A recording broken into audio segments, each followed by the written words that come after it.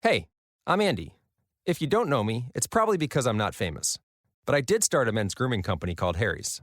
The idea for Harry's came out of a frustrating experience I had buying razor blades. Most brands were overpriced, overdesigned, and out of touch. At Harry's, our approach is simple.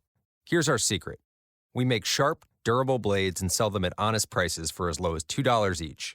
We care about quality so much that we do some crazy things, like buy a world-class German blade factory.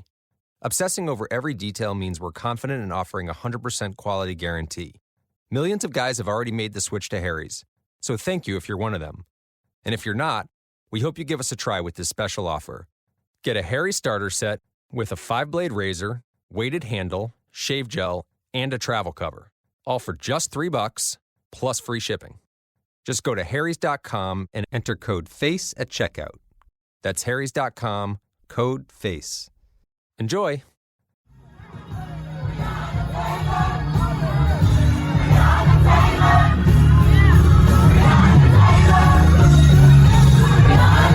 This is Make It Plain.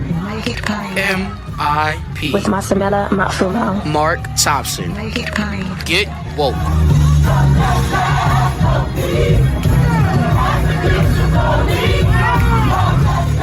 Ladies and gentlemen, we have a very special broadcast and conversation with you and for you today. We all have mourned the loss of one of the greatest icons in our history, none other than Henry Louis Aaron. And two people I've asked to join us today to talk about Hank Aaron's impact on our lives as a people and their lives as well. The two very special people and most qualified to have this conversation. Growing up as a little boy, Hank Aaron was my generation's true hero. Speaking of heroes, one of our guests today, he's been with us before. We're happy to have him back. He is the author of The Last Hero, which I think is probably one of the best biographies on Hank Aaron, other than Hank's own autobiography. Strongly recommend each of you get it and read it. Howard Bryant of ESPN is here with us. We welcome him. Also here with us, we know about Bo Jackson and Deion Sanders, but this is the only man to have been drafted in 4 professional leagues. Great athlete, Hall of Famer himself. As a matter of fact, growing up watching Hank Aaron, the next one to watch was him, and he did things that ball players hadn't done yet. He had his own foundation. He had a section in the stadium when he was in San Diego for young kids to go and watch the games. He was doing all of that, and he's now a special advisor to the Players Union, moving and shaking. Hall of Famer Dave Winfield is also here with us. Welcome to you both, brothers, and first of all, happy Black History Month. Thank you. Thank you very much. Glad to be here. It's a pleasure. It's a pleasure to have you, and glad we finally were able to get together and make this happen. Dave, I want to begin with you, man. How did you first come to know Hank Aaron, even before you were a player? I don't mean to date you, but I'm not sure how old you were when he was first making his moves. But talk to us a little bit about how you first realized as a young person who he was. Well, growing up, I'll say in the 50s and 60s, baseball was the number one sport in America. It was. People now think it's basketball or football. They didn't think Super Bowl. Howard could expound on those kind of things. They didn't think Super Bowl would succeed. They didn't care if Bill Russell was winning 10 championships or whatever up in Boston. The American heroes were baseball players. And so growing up in Minnesota, my brother and I, we played baseball, and baseball cards was the method of communicating who these players were, and a ebony magazine. You would look and see the black or African American baseball players that were playing. I rarely could make it to a game because we didn't have any money, we didn't have a car or anything like that. We didn't have a television when I grew up. So it was a great thing for me to finally, once I became a professional player, to be able to meet and play against Hank Aaron and Willie Mays and McCovey and Gibson and people like that. So that is my story. But I just knew about Hank Aaron. They were one of the heroes of America and for me. Howard Bryant. Yeah, so I was going to say, Dave, when you were, Go ahead. No, I go was ahead. just going to say, Dave, when you were probably 10, between 10 and 14, 15, as a sweet spot ages as a kid, the Braves were still in Milwaukee. Could you get them in Minnesota, in St. Paul? No. We didn't. Radio, I don't think it would even go that far. I mean, people would say, Yeah. What age did they live in? Yeah. But no, it was the Minnesota Twins when they came to town. The Twins, yeah. In the 60s, right. yeah, those were my heroes that I could see on a daily basis. Yeah. Yeah. So, but speaking of that, Howard, that's a good segue because I wanted to ask you this at some point. That was one of the challenges to Hank Aaron's career was that he was not in a major market. And so a lot of the focus was on all the New York teams and especially Willie Mays. That's why, it kind of shocked, especially a lot of white folk when they looked up one day and he had 700 home runs, wasn't it? Yeah, I think that there are always, to me, there are two things that really undermine Henry as a player. And not just necessarily from his demeanor. Not everybody is built. I mean, Henry was an introvert. He was not that guy who was promoting himself, drawing attention to himself. All of that aside, there are really two things that changed Henry's arc. And Dave knows this really well because he was he was on both sides of it. One, I think that Henry as a player, when you play in Milwaukee and then you play in Atlanta, and Dave knows this is very different than when you play in San Diego, then you go to New York. All of a sudden, people notice you. There were people who told me, and I disagreed with this because, Dave was my favorite player growing up, as he knows a gazillion times, but there are people who told me Dave was a better player in San Diego than he was in New York in terms of just pure athleticism and they said, you didn't even see the real Dave Winfield, when he first came up. He had been in the league 10 years by the time he got to New York. And so when you think about Henry, you're looking at him in Milwaukee. You're looking at him in Atlanta. You're not seeing him in New York. You're not seeing him in LA. You're not seeing him on the game of the week. No one's getting that, the real sort of look at who he was simply because he wasn't in the major market. And of course, Willie was. And so there was that. The other thing that I think undermines Henry generationally, historically, is the fact that when you think about your favorite players, when you think about the great, great players of all time, and you think about their moments, and, Dave is talking about not having a television. We live in the visual age right now. And when you think of Michael Jordan, what's the first thing you think of? You think of the commercials. You think of him jumping from the foul line. You think of the move against the Lakers, left hand, right hand. When you see Dr. J, same thing. When you think Dave Winfield, you think Dave Winfield with the big, long strides, either defensively, offensively, running the bases. When you think of all those players, you think of them, Willie Mays, you think of the catch. You think of them at their best, in their physical prime, doing their thing. The lasting moment of Henry Aaron is when he's 40, when he's breaking the record. So the image that everybody sees of Henry is he's a 40-year-old player. He's 20 pounds overweight. He's past his prime. He's breaking a marathon historical record. You didn't see Henry in the 50s when he weighed 175 pounds, when he was a pure athlete, when he was stealing bases the same way Willie did and the same way those other guys did. So people don't look at him and immediately associate him as a super athlete because the image they see is him trotting around the bases as a 40-year-old.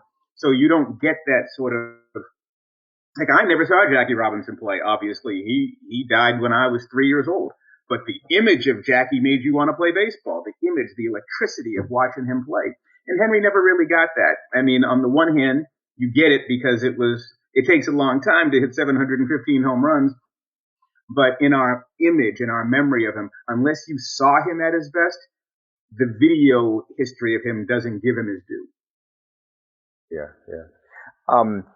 Dave, what was your experience like once you got a chance to meet him? Were you able to be around him while the both of you were still playing and get any advice? The advice was more, and the relationship was strong post playing days. I knew him. I played against him. When I was in San Diego, he was in Atlanta.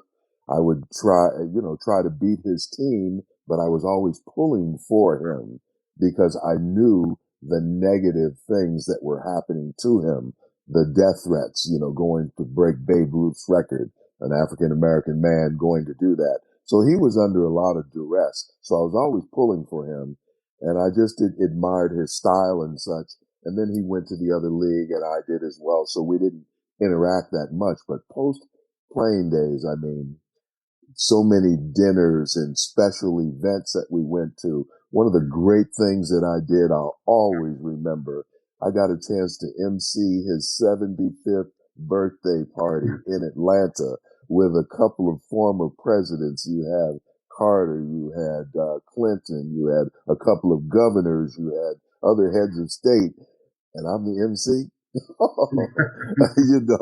Things of that nature. And then in baseball, I mean, we would talk about he would always say, how do we get some more black kids in baseball? I said, Hank, we're working on some things. I'm on a joint committee with MLB and we have a foundation and we're going to create, certain things around that. So they even named a Hank Aaron Invitational down in Atlanta at the old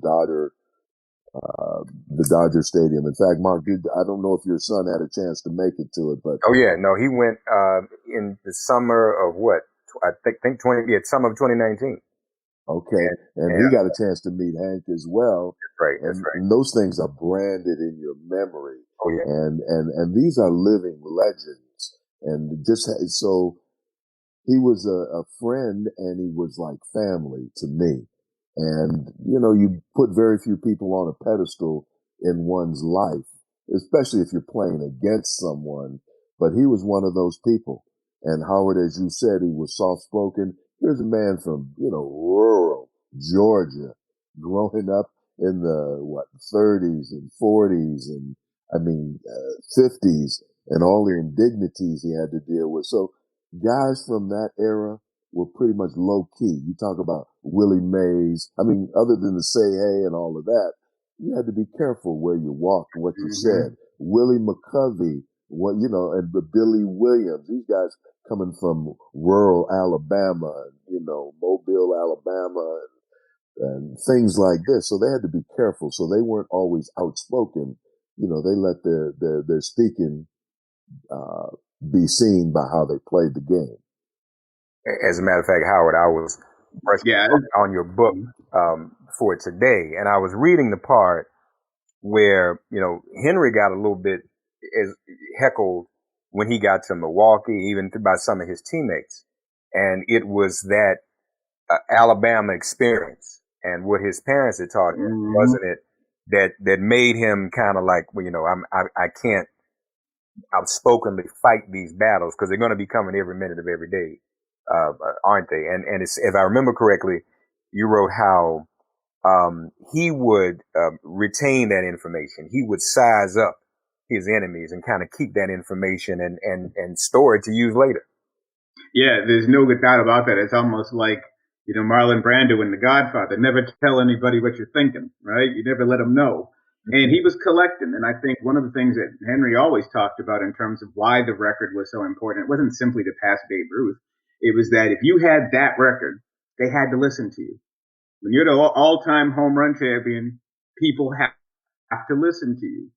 And Henry had something to say. And I think that Dave's got it right when he was talking about how it's such a different time, and the speed in which things are happening historically is sort of mind-boggling. It's time is relentless.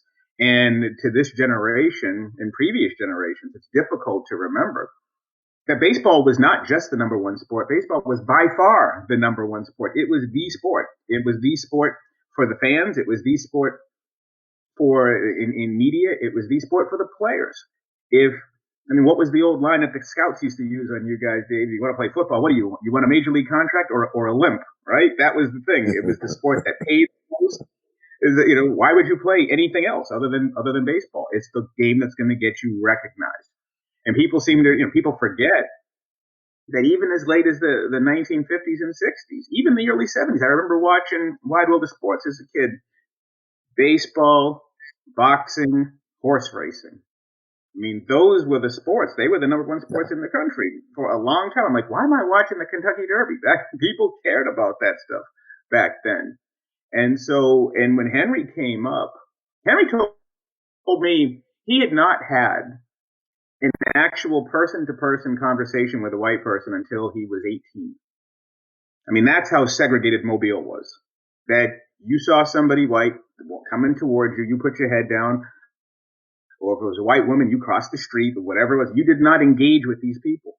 And it wasn't until he went to Eau Claire, Wisconsin, in the minor leagues, where he actually spoke to somebody white as like peers.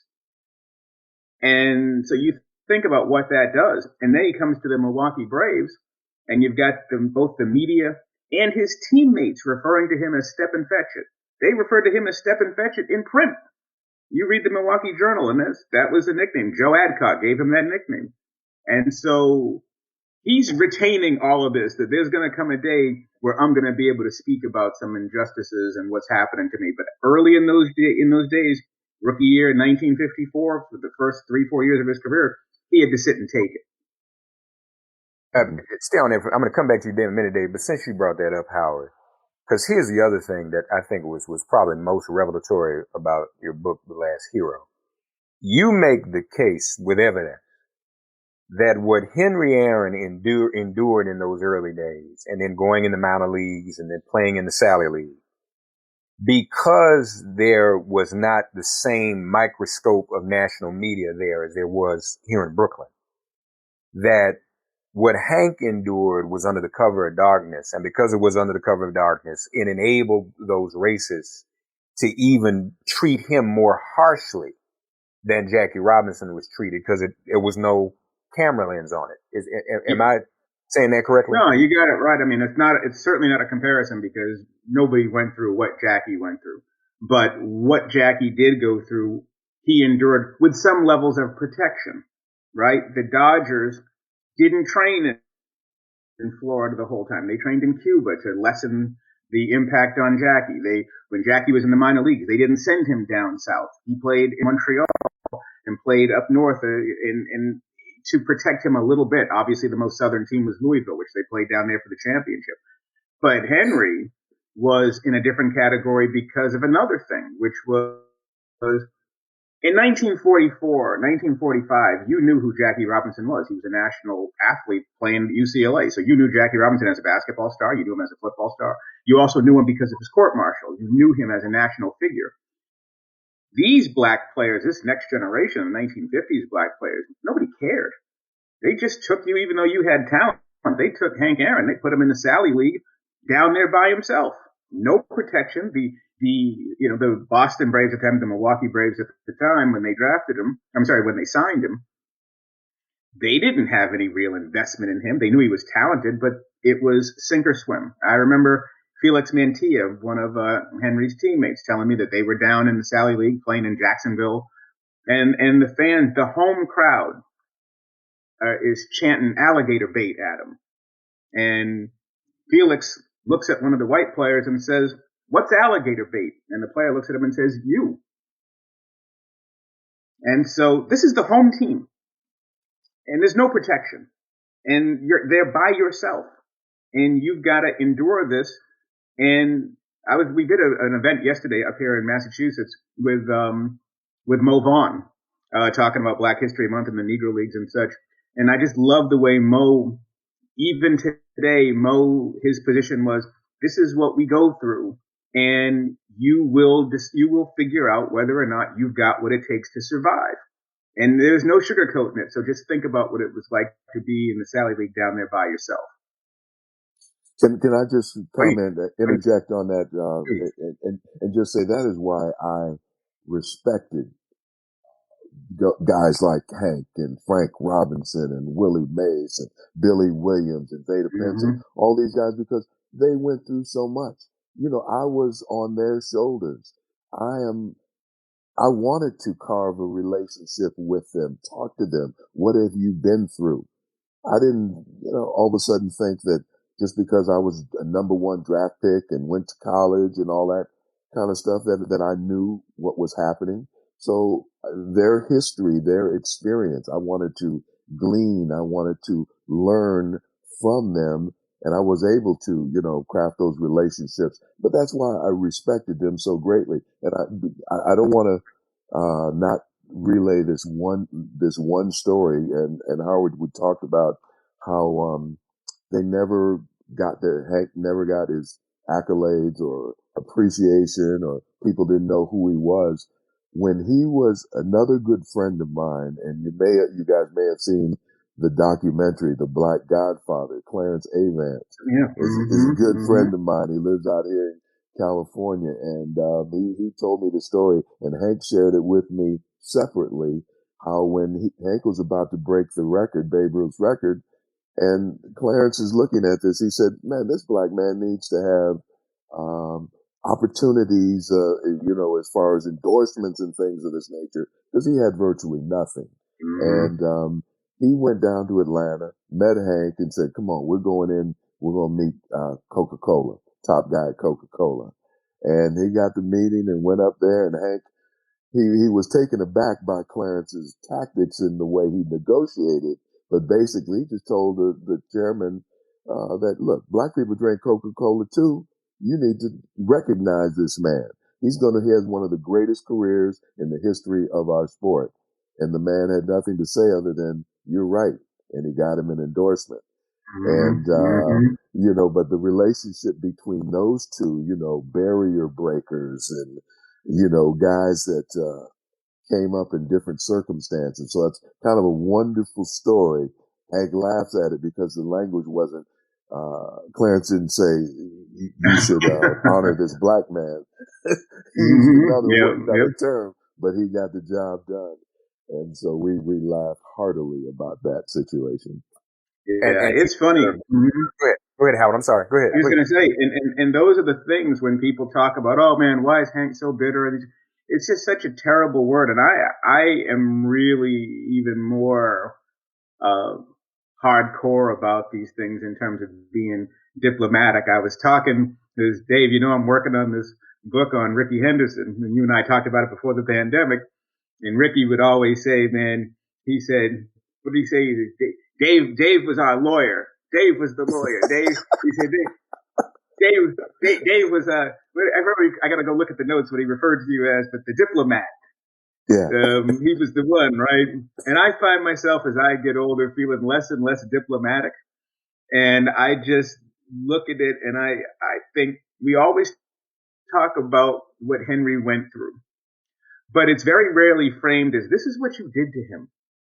He went through it, but you did this to him. And that's that double-edged sword about the word dignity. And sometimes the word dignity applies, and sometimes the word dignity is used as a cover for what you did to him. And that's where Henry used to get so upset. I'm not bitter. You're asking me about what happened in my life. This is what happened. Do you want to know what happened to me or don't you? And Henry just had gotten to the point where it was like, whenever I answer a question, you think I'm mad, and I'm just telling you the truth. What you're really mad about is what you did to me. And that this undermines your enjoyment of me breaking the record. Maybe the reason I wasn't happy about breaking the record is because you made it an unhappy experience, and it never should have been an unhappy experience. The records are astounding. A lot of focus on 755, 715. But when you look at the whole catalog, my son was at a camp when he was like 6 years old. And I think this was around one of the 715 anniversaries. And I ordered one of those commemorative bats with his whole stats on the bat and engraved on the bat. Took it to the camp, and most of the coaches weren't even aware that he's number 3 in hits. He has 3, and if you take away 755 home runs, Dave, he still has 3,000 hits. It is it and this probably is an unfair question to ask you, Dave, but when you look at the astounding numbers and the statistics, is it, can't we just pretty much stipulate that he was probably the greatest, if not in the top 3 to ever put on the uniform? Oh, no question. No question. No question. I mean, I got to about 400 home runs. I said, damn, man, this is rough, man. I mean, only 300 and some more to go. And I played, so I wasn't just a home run guy. I tried to play the entire game, defense, offense, stolen bases, all of that. But Hank had an incredible career. I don't know how many all-star games. I had 12 in a row, cheated out He of a had couple 20, more. 24. Yeah, I mean, yeah, 24. Twice as many. But, and so it's the name and the respect and the legacy that he was building. But he was just an incredible human being. And, as a man, as a family man, and the charitable stuff later on that he did for other people, supporting our institutions and scholarship for young people, and Major League Baseball. One of the few things that, Bud Selig, as a player, I look at it differently than some people, but one of the good things that he did was, have these honors. I mean, for Hank Aaron, he supported him a great deal across the board. And, a lot of stuff was late, but it was still timely. That's right. And Let me Hank throw 2 deserved things it all. at you about this. Please. Two quick things that always get me. Number one is when Henry was a kid, when he realized he had plus talent, could be a big leaguer. His goal was to break Stan Musial's National League record of 3,360 hits. That was the goal, right? That was his Mount Everest. In the early 1960s, when the Braves start to fall down a little bit, and Eddie Matthews is getting older, Eddie retires, the team's not as good, Joe Adcock's gone, the offense isn't there. Henry's got to produce more offense. And in producing more offense, he's got to hit more home runs. And so all to hitting home runs. And so I'm sitting here, we're having dinner in Atlanta one day, and I said to him, so let me get this straight. You were so good, you could choose which all-time record you were going to break. You were just going to go hits once, and now you just go home runs? I mean, nobody can do that. How many guys are actually? I mean, Ted Williams could have done it clearly. I mean, because he lost 5 years. But to be that talented a hitter, to choose which all-time record you were going to go for. And the other quick thing I was going to say is to just agree with Dave. I'm a troublemaker, and my job is to hold big institutions accountable. That's what we do. And however, it must be said that one of the greatest things that happened to Henry in terms of legacy is Bud Selig taking over as commissioner. Bud idolized Henry. That was his guy in Milwaukee. Henry's as big a reason that Bud even got into baseball. And when Bud took over as commissioner, where Henry was at that time, remember that Henry's autobiography, I Had a Hammer, came out in 91. And where Henry was in 91, in terms of his relationship with baseball, was very sour. He was convinced that the game had passed him by in a lot of ways, that they weren't interested in what he did. He was very upset that the minute he broke the record, media began talking about how now the most important record in the world was Joe DiMaggio's 56-game hitting streak, that he just didn't feel like he was getting his due. He was incredibly concerned about the number of black players, the declining number, that by, that Dave, as it turns out, that your generation in the 80s, that was the last golden age of black baseball. That was the last time it was anywhere close to 20%. And so all of these different things really, made him feel sour about the sport. But Bud taking over, Bud rehabilitated Henry in a way that nobody else had. And Bud also put the hammer down on people at the commissioner's office who treated Henry like he was this bitter old man that no one wanted to deal with. They said, look, if you mess with Henry, now you're messing with me. And all of a sudden, people had to treat Henry better. And now they create the Hank Aaron Award. Now they have a relationship with the Hank Aaron Foundation. They've got the Hank Aaron Invitational. That all of these different things happen. They don't happen without Bud being there, because somebody had to advocate for him. Somebody had to stand in that commissioner's office and show some respect to him. And that is that thing that we talk about all the time now. I know the Players Association is doing a terrific job right now trying to, make sure that history doesn't go away, because the sport itself has really never done a great job of maintaining certain players. And it should always be said, no matter what you say about Bud, that is the one thing he did right. And that's because he grew up in Milwaukee and saw him in the early days. So there was that idolization of what he had done, and that's very important.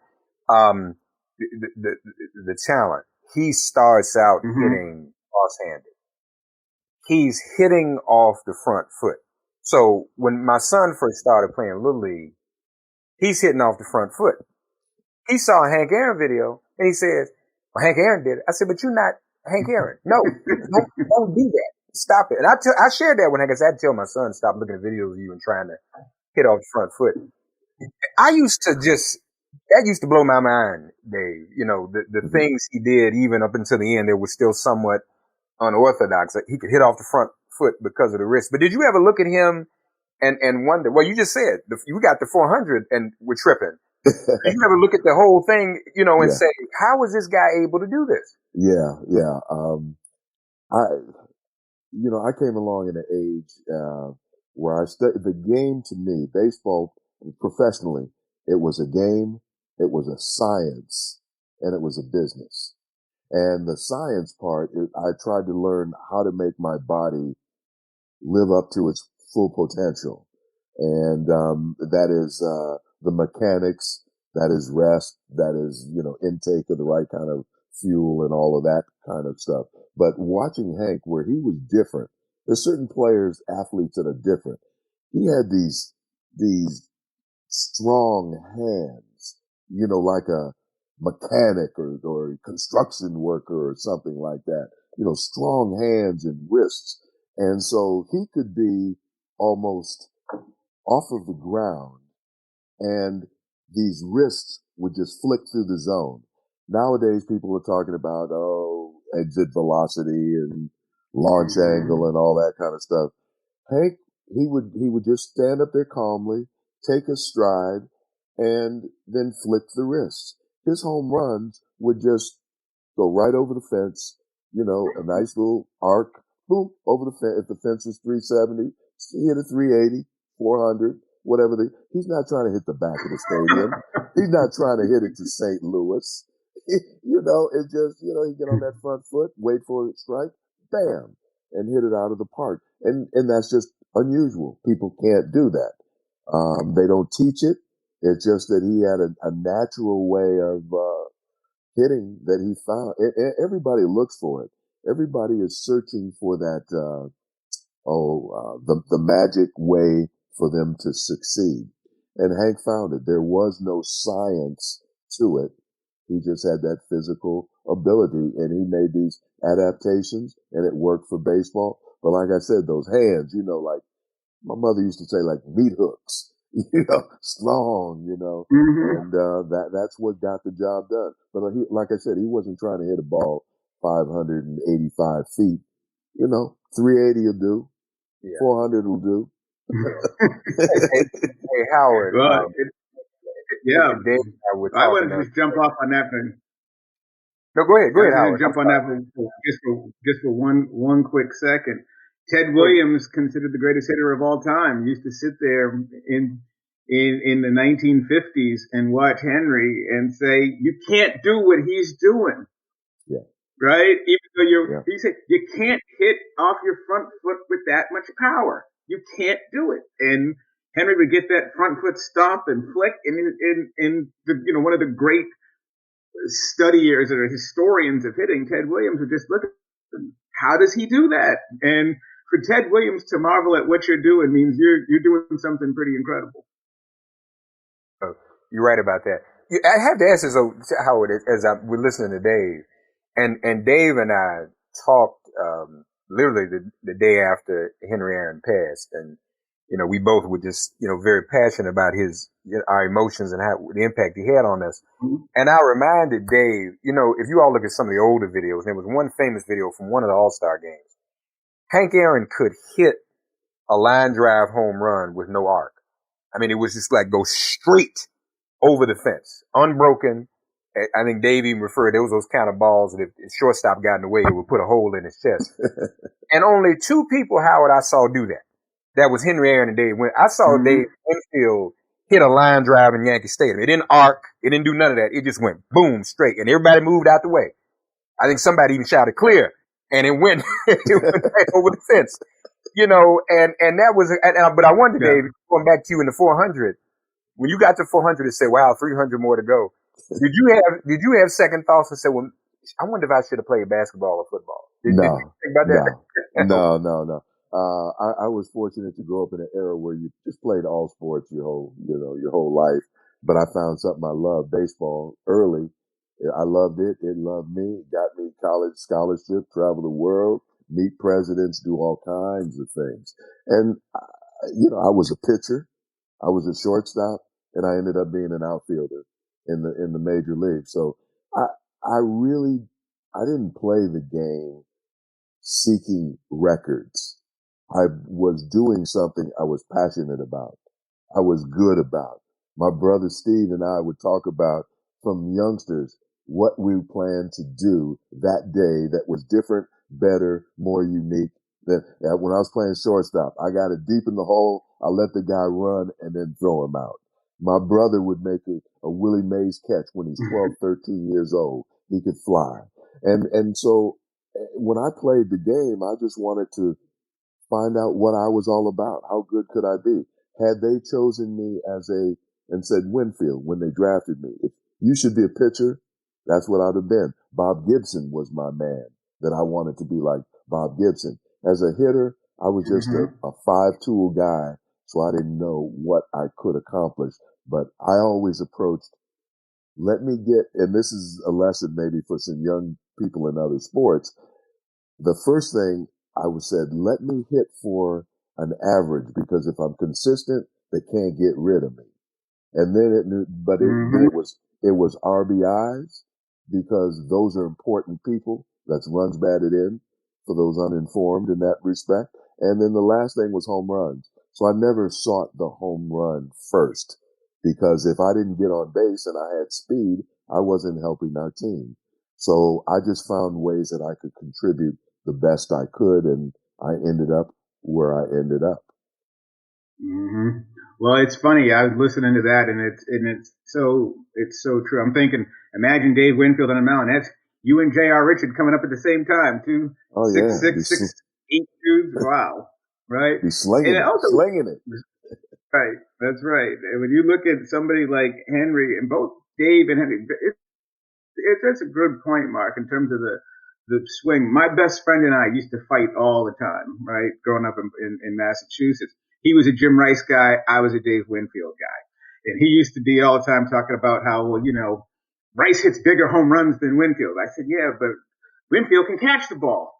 So we were going back and forth, all the time about and there is something to be said for the majestic home run, right? You look at the McGuire home runs, the ball just sort of goes. But I remember the Dave Winfield home run, the big, and Dave never gets credit enough for this because he doesn't talk about himself that way either. But you didn't play in a ballpark that helped you as a home run hitter until you got to Minnesota. You what, 40?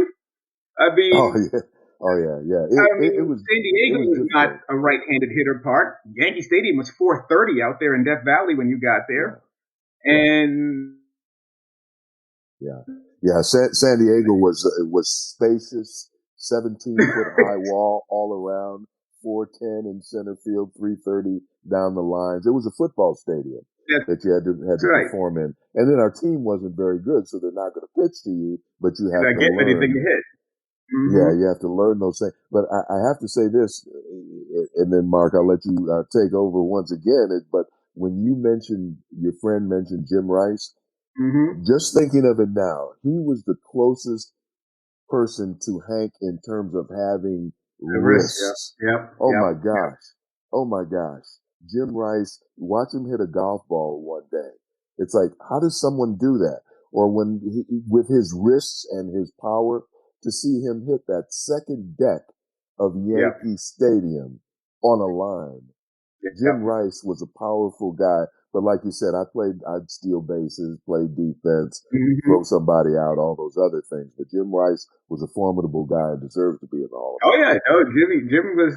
I absolutely, one of the things that I loved the most when I finally got my Hall of Fame vote was the pleasure of voting for Jim Rice. I think my ballot was his last year. My first year was his last, 2008. And he finally got elected. And I remember finally walking into the clubhouse, in the Red Sox clubhouse, and he walked in because he's a broadcaster now. And I got to say to him, "Hey, it wasn't me. I voted for you. You were legit."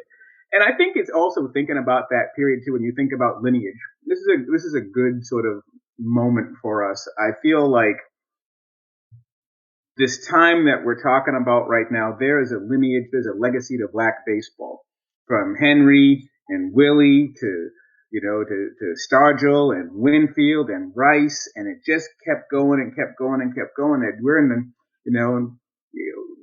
your best, your favorite players back then. When I'm doing this Ricky research, every time you go hop on to look at a clip of somebody, there's black players all over the field. They're everywhere, right? Yeah. And then you look at it now, and it's just so very different. And I remember talking to Dusty and to Henry about this. One of the things that I'm so grateful to Henry for was the fact that he was willing to let us learn about him. He wanted to be known. I was talking to somebody, I think it was Dusty, about this, about how angry I was at Frank Robinson. And Frank was tough. Frank was as tough as they came. And you got to have a lot of respect and understanding for those black men that came in during that period, because they dealt with so much. So much had been done to them. Mm-hmm. But at the same time, Frank knew that he deserved all his accolades. Frank knew that he deserved to be celebrated. Frank knew that he deserved to be known. Frank didn't want you to know him. Frank wouldn't let you in. Frank wouldn't let you celebrate him. So when he passed away, I was so upset because Frank took his story with him. And now we can't get it from him. And I was so grateful to Henry. And I told him this when I talked to Henry a month ago. Just for everything that he went through and everything that he felt, he was still willing to give me an opportunity to get it right. And I went to go talk to Frank about Henry back when I was working on the book. And Frank just wouldn't give an inch. And the book wasn't even about Frank, and he still didn't want to share anything. And I'm just happy that Henry did, because once that institutional memory is gone, you can't get it back. There's only one Dave Winfield, there's only one Ricky, there's only one Dave Stewart, there's only one Hank Aaron, and one Willie Mays. And it's our job to maintain these stories and to hear that voice, that primary source. And I understood Frank as being a real tough guy about it, but nevertheless, that's a big loss to not know what he knew. Yeah. Wow. Yeah. Let me do this quick couple of points I just want to go back over. You mentioned the disadvantage. Don't lose that thought, Dave. I know you want to say something. Don't lose that thought. You say something, Dave? Go ahead. I don't want you to lose either. Go ahead. I'll remember mine. You go ahead. Go ahead. Yeah, I just have to make the statement that for people who don't know, people like of that era of Hank Aaron and Mays and Billy Williams and McCovey, the collegiality, the openness, the how do you say, just what they shared with the next generation was very important. How a guy like Willie McCovey would treat me, what he would show me, put me under his wing, sit me, a rookie who knows nothing, next to him on the airplane and tell me, this is what to expect. This is what to do. I'm going to take you out. I'm going to show you. That kind of relationship with the next generation, certainly of black players, and we got up to 18-20%, so that we were everywhere in every locker room, whether your team was good or not any good, but we would share with one another the experiences, the opportunities, the education. And Hank was one of those guys. He did it with Dusty Baker, Ralph Garr, all of these guys. They will tell you that what Hank stood for, and then his quiet, gracious nature meant so much to them and their careers and their lives. And I just have to emphasize, Hank was one of those guys that helped pass on the legacy of the game and how we interact in it. And I'm very much appreciative of that. For many of us, I know for me, what Hank Aaron did on April 8th, 1974, was a message to me that I could be anything I wanted to be. I had not even met my own father yet. Mm-hmm. And so to see, I wouldn't meet my own father till 2 years later, but to see Hank Aaron do that. And my mother was raising me by herself, and she turned on the television and said, "We're going to watch this together." And I'll never forget that. So God bless the life and legacy of Henry Louis Aaron, and we will lift up his name forever. Thank you, Howard Bryant. Thank you, Dave Winfield. Love both you brothers, okay? Stay safe, y'all. I'll see you later. Thank you. Take care now. All right, bye-bye. Thanks for getting woke and listening to Make It Plain. Please remember to listen, like, subscribe, and wherever you get your podcasts, please give the show a 5-star rating. And please do spread the word. Let's all continue to pray for each other during this pandemic and this police-demic. If all hearts and minds are clear, it has been made plain.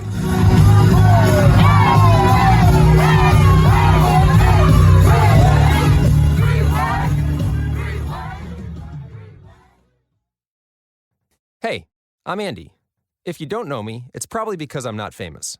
But I did start a men's grooming company called Harry's. The idea for Harry's came out of a frustrating experience I had buying razor blades. Most brands were overpriced, overdesigned, and out of touch. At Harry's, our approach is simple. Here's our secret.